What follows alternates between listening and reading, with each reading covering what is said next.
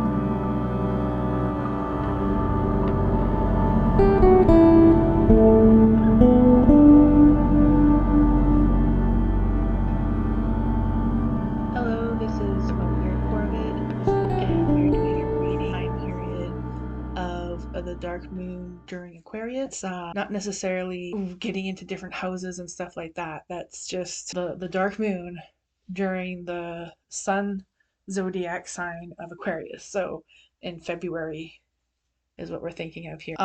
So one of the first things I see is right in the middle of the print.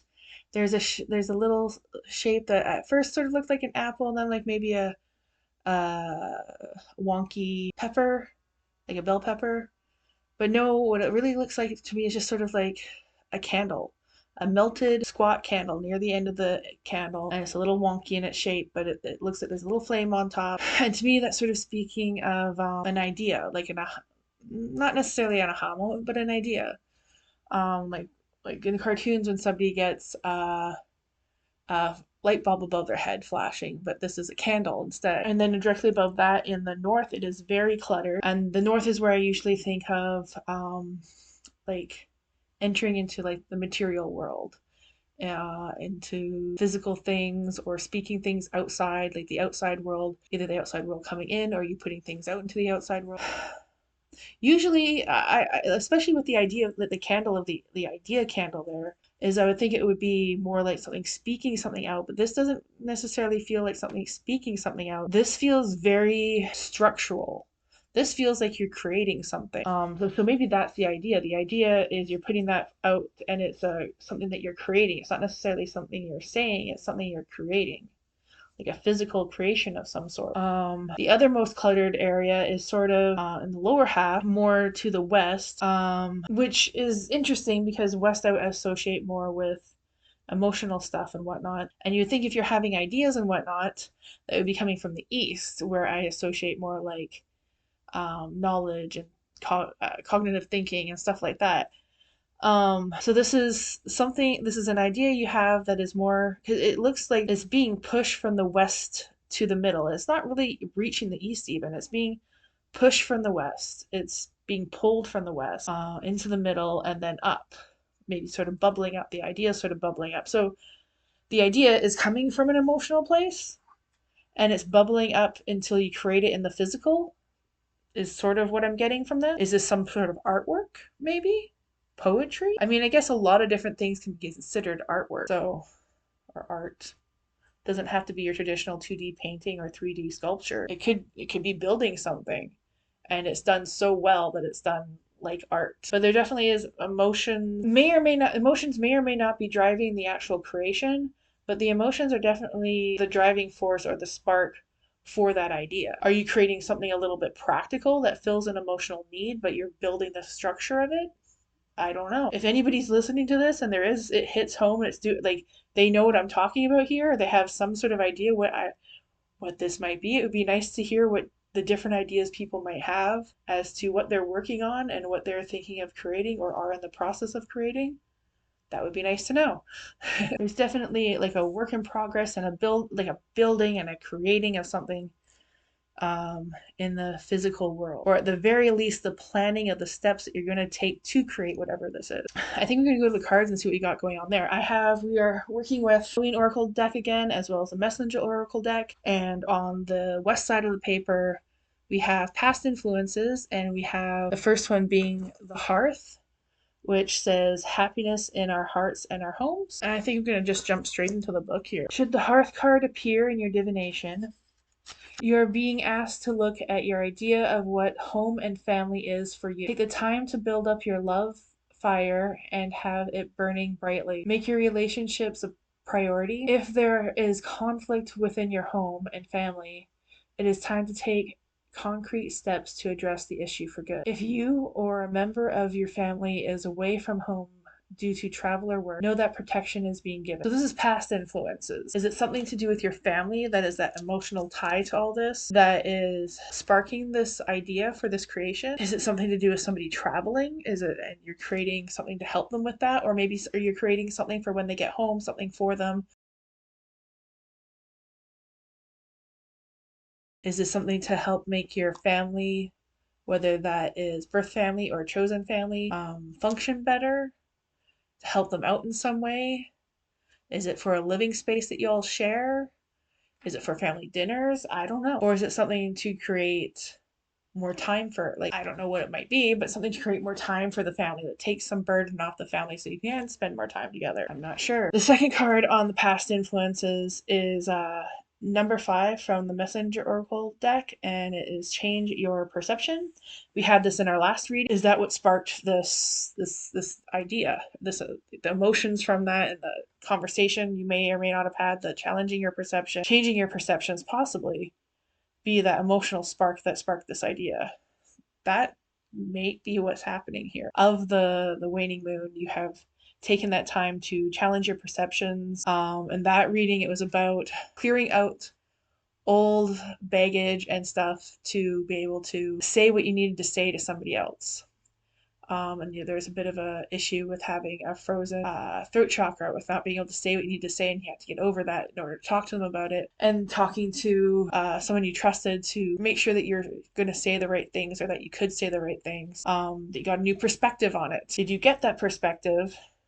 Did you have that conversation?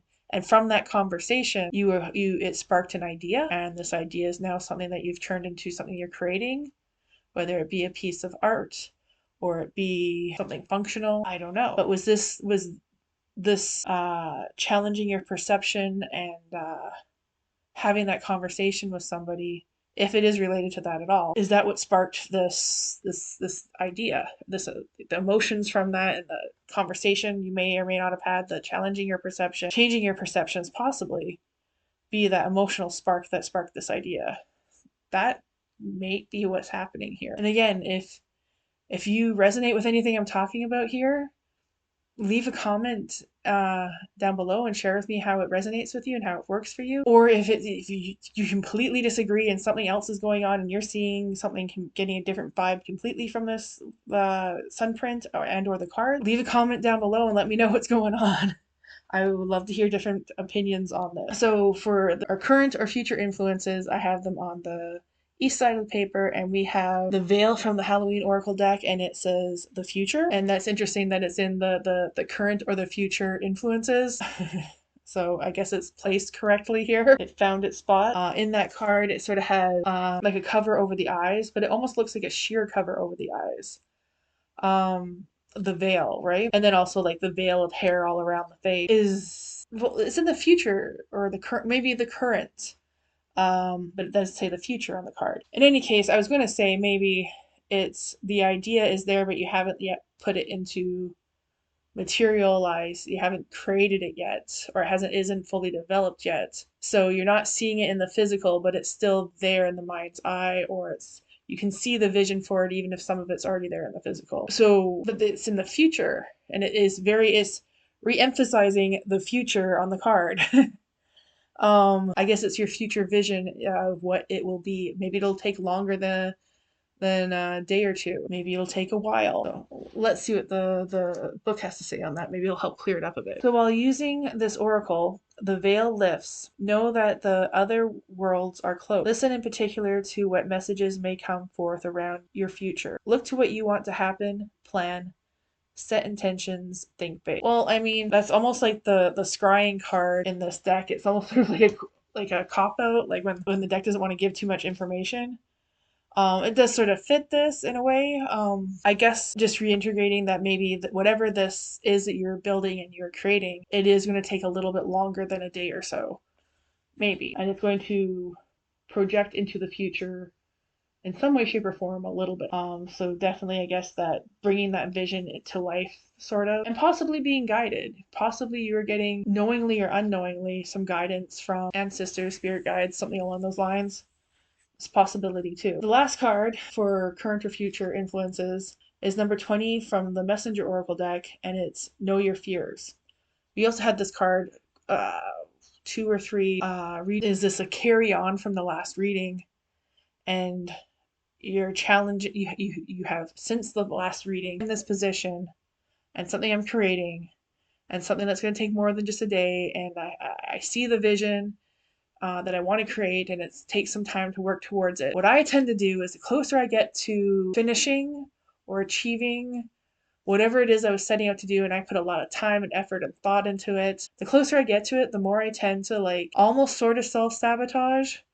Almost sort of like I start to slow down big time. I start to question whether I should be doing this, if it's worth it, if anybody is really going to care, if they're just going to think I'm an idiot for putting this forward. Even though I was so confident with it in the beginning when I started things, the closer I get to getting to the goal that I was wanting to achieve, the more I'm like, oh, maybe I should just give up. Maybe it's not going to be everything I thought it was going to be. Maybe people are just going to think I'm an idiot for doing this. It's a waste of time, all the rest of it. And that might be, if I was to base that off of my experience with that, I know everybody doesn't do the same thing that I do, but there's probably some of you out there that do. That's what I would say this card is, how this card would fit into this reading. To know your fears and face them. But let's see what the book has to say about it as well. You have fears both big and small. Some fear is felt for good reason. It serves to remind you to be cautious and not to take foolish and dangerous risks. Other fears you feel are but shadows that you have made real and given substance. They serve only to make you doubt yourself, to question your good judgment, to fear success,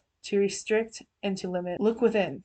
Know your fears, shine a light upon them, and see them for the shadows and mists that they are. So yeah, I mean, I don't know what it is that you're creating, but it sounds like it could be like that whole thing of doubting yourself and not trusting that you can do what you want to do, that you can see it through to the end, that it's going to be everything you wanted it to be.